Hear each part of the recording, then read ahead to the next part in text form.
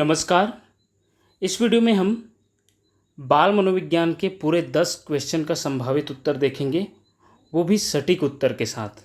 चलिए साथियों स्टार्ट करते हैं। साथियों, रचनात्मक चिंतन के प्रारंभिक चरणों में कौन से चरण अनिवार्य रूप से सम्मिलित नहीं रहते? साथियों, इसे सर्च करके देखिएगा। मेरे हिसाब से तो इस सर्च करने पर ये तीनों बिंदु सामने आ रहा था। आप गूगल में सर्च कर सकते हैं, तैयारी भी, सत्यापन भी, उद्भवन। तो इसके हिसाब से आंसर डी होना चाहिए, बी, सी एवं डी। आइए नेक्स्ट क्वेश्चन देखते हैं। समावेशी शिक्षा में विशेषकृत आवश्यकताओं वाले बालक एवं नियमित विद्यार्थियों के लिए प्रमुख रणनीति की पहचान कीजिए। साथियों, इसमें तो मेरे ख्याल से यह जो है ए, न्यूनतम प्रतिबंधात्मक वातावरण, लिस्ट रेस्ट्रिक्टिव एनवायरनमेंट, ये भी शामिल है मुख्य धारा, और डी पूर्ण समावेशन। तो इसके हिसाब से देखा जाए तो ऑप्शन सी इसका आंसर होगा, ए, बी एवं डी। चलिए नेक्स्ट प्रश्न देखते हैं। एरिक एरिक्सन के मनोसामाजिक विकास के निम्नांकित चरणों को उनके संगत द्वंद्व के साथ सुमेलित कीजिए। साथियों, इसका हम प्रूफ के साथ देखेंगे। पहले इस पर मैं बताना चाहता हूँ कि जो शैशवावस्था है, शैशवावस्था होता है जो है, इसमें चौथा बिंदु पर आएगा विश्वास बनाम अविश्वास।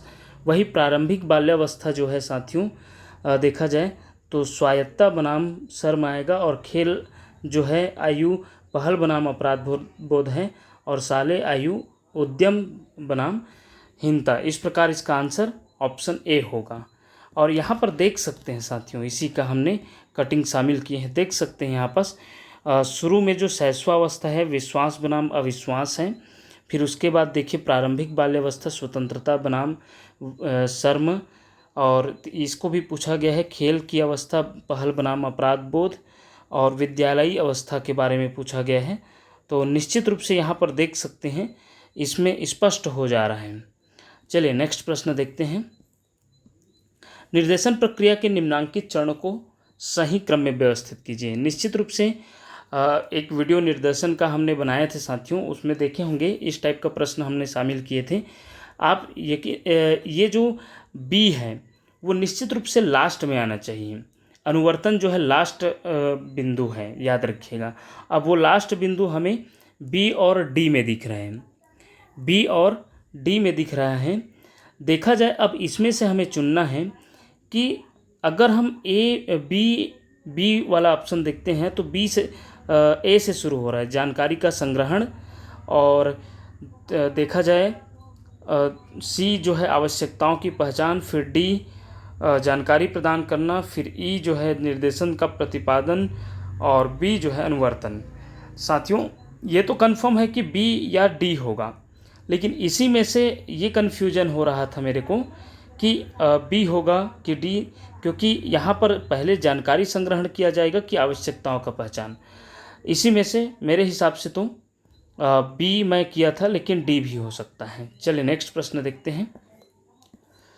नेक्स्ट प्रश्न है साथियों, फ्रायड के अनुसार मनोयौनिक विकास के किस चरण में पितृ मनोग्रंथि एवं मातृ मनोग्रंथि विशेषकृत है? तो यह 100% इसका आंसर लैंगिक अवस्था है। चलिए नेक्स्ट प्रश्न देखते हैं। एच सुलिवान के सिद्धांत के अनुसार व्यक्तित्व विकास का सही क्रम दीजिए। इसका देखा जाए साथियों तो इसका आंसर होना चाहिए ऑप्शन बी, क्योंकि अनुभव का संगठन, फिर सी आएगा अंतर्व्यक्तिक संबंधों की पूर्णता, फिर बी सामाजिक बनने की अवधि, फिर जो है डी अंतःक्रिया का क्षेत्र, फिर प्रगाढ़ संबंध। ऑप्शन बी होना चाहिए इसका आंसर। चलिए नेक्स्ट प्रश्न देखते हैं। बहुबुद्धि का सिद्धांत प्रतिपादित किया है। ये बहुत ही सरल प्रश्न दिए थे। एच गार्डनर, हावर्ड गार्डनर जी हैं, याद रखिएगा। बहुबुद्धि सिद्धांत का प्रतिपादक ऑप्शन डी इसका आंसर है। चलिए नेक्स्ट प्रश्न देखते हैं। जानकारी का साझाकरण गोपनीयता, निजता एवं विशेषकृत संवाद के रूप में विभाजित किया जा सकता है।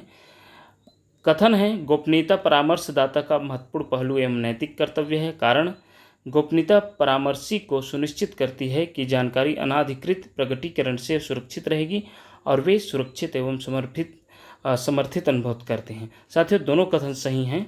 इस हिसाब से देखा जाए तो कथन ए एस एवं आर दोनों सत्य है एवं आर एस का उचित स्पष्टीकरण करता है। यही इसका आंसर होगा। नेक्स्ट प्रश्न है, निम्नांकित में से किसने बालकों में संज्ञानात्मक विकास के विभिन्न चरणों को समझाया है? तो निश्चित रूप से इसका आंसर जीन पियाजे जी है। नेक्स्ट प्रश्न है साथियों, व्यक्तिक भिन्नता का आधार है? निश्चित रूप से आनुवांशिकता एवं पर्यावरण है। ऑप्शन बी इसका आंसर है। इस प्रकार ये रही बाल मनोविज्ञान के 10 प्रश्न।